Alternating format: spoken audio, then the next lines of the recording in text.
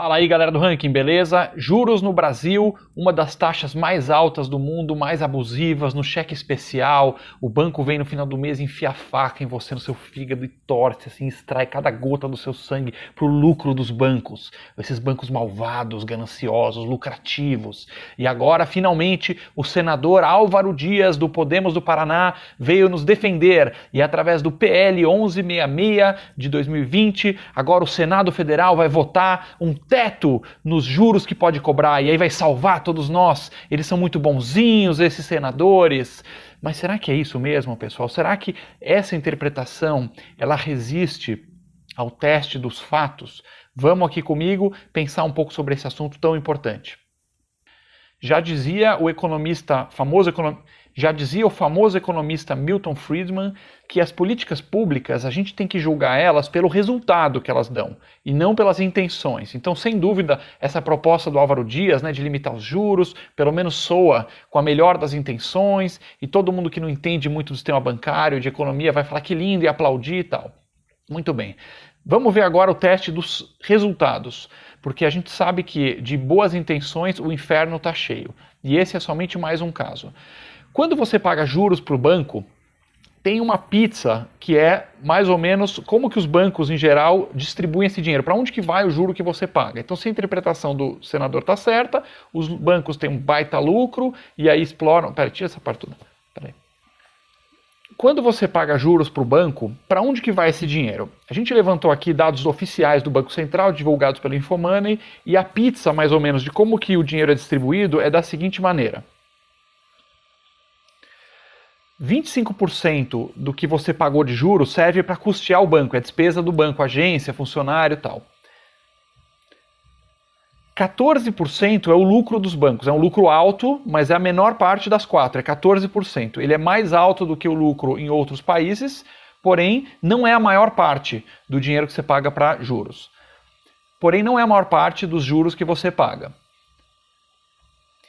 Depois vem os impostos, que é 23%, então o dinheiro que você paga de juros, 23% volta para o próprio governo, não é para o banco. Ou seja, uma das coisas que mais está encarecendo o juro no Brasil são impostos, porque o banco não é idiota, à medida que o governo vai aumentando o imposto, ele vai simplesmente enfiando na sua taxa, fazendo você pagar. Então está indo para Brasília. Note que para cada R$1 de lucro que você está dando para o banco, você está mandando R$1,50 para Brasília para fazerem sei lá o quê.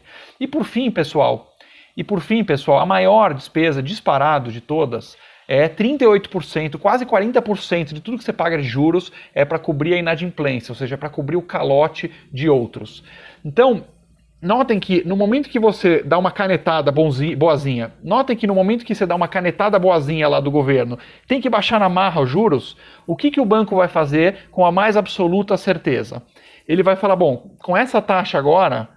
já não cobre mais a minha inadimplência e o meu custo. Ele não vai cobrir, porque está comprovado, é matemática, pessoal. O lucro do banco é 14%. Então, se você baixar mais do que 14% juros, ele já vai falar na hora, bom, então agora, para alguns tipos de clientes, já não vale mais a pena eu atender, né? Então, esse teto que era para os clientes que geravam muita inadimplência, ele não vai mais atender. Então, o resultado prático disso, com certeza absoluta, é o seguinte. Você botou essa canetada, os bancos vão cortar fora o crédito para Os bancos vão cortar fora o crédito para boa parte da camada mais humilde da nossa população e forçar esse pessoal para ir buscar dinheiro em agiota, em bandido, vocês já sabem como. Então é isso que vai ser o resultado prático. Não funciona, nada na canetada funciona. É impressionante como os nossos políticos, eu acho que eles não são tão burros assim a ponto de propor, é mais para aparecer e pagar de bonzinho. Impressionante como eles continuam propondo soluções que soam bem, adoraria que fosse juro zero para todo mundo, e fosse maravilhoso, o dinheiro caísse em árvore, adoraria. Não funciona, nunca funcionou, nunca vai funcionar, é que nem a lei da gravidade. Estou com essa caneta aqui, eu vou soltar ela e ela cai, ó. Eu não posso fazer uma lei dizendo a partir de agora as canetas devem sair flutuando por aí. Não posso, não funciona. Assim é a mesma coisa com tabelamento de tomate, tabelamento de lata de atum, tabelamento de juros. Não funciona. Agora, como é que você sim pode baixar os juros no Brasil? A primeira coisa, pessoal, é reduzir o custo da cobrança de inadimplência no nosso país. Notem aí que para cada R$1 de lucro dos bancos tem R$3 de perda por inadimplência, que é os 38%. Não é isso? É 3? Notem que para cada R$ 1 de lucro tem quase R$ 3 de inadimplência, porque no nosso país a gente tem um judiciário muito lento, muito moroso, você executar uma dívida é extremamente demorado, o banco vai ficar lá 10, 15 anos sentado em cima da dívida até talvez ver a cor do dinheiro, então você não consegue executar a dívida, a inadimplência é cara, o juro aumenta.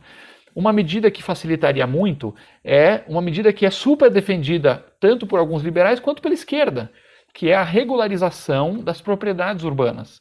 Muitas famílias no Brasil estão morando nas suas casas, só que está irregular, não tem o título de propriedade. Às vezes o cara está num barraco, numa comunidade, ou está numa casa na periferia que não tem a escritura do terreno, mas a família está lá há 30, 40 anos. Se o poder público fizesse uma arrastão e regularizar tudo, dar o título certinho de propriedade para essas famílias, ó, você está morando aqui, é teu, é uma política super progressista que a gente não se mexe para fazer e que as pessoas teriam seus títulos de propriedade, poderiam usar isso como garantia nos empréstimos e, sem dúvida, como acontece em qualquer país civilizado do mundo, os juros iriam cair. Se você olhar o juro no cartão, se você olhar o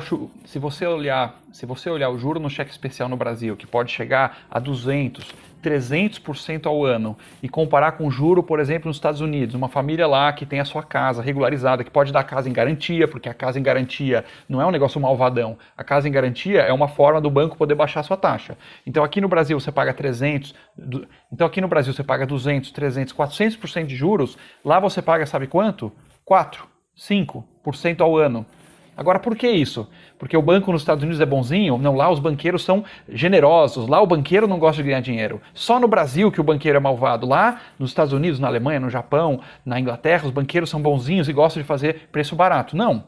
Lá tem muito crédito, a cobrança é rápida, a inadimplência é baixa, os impostos sobre empréstimos são baixos e a taxa baixa. É isso que nós temos que fazer aqui. Nós temos que virar um país civilizado e não ficar na canetada tentando anular aqui a lei da gravidade, né, caros amigos senadores. E por fim, pessoal, para reduzir os lucros dos bancos dos 14% para 12%, para 10%, para 8%, sei lá qual que é o número médio ideal, né, justo, nós precisamos do quê?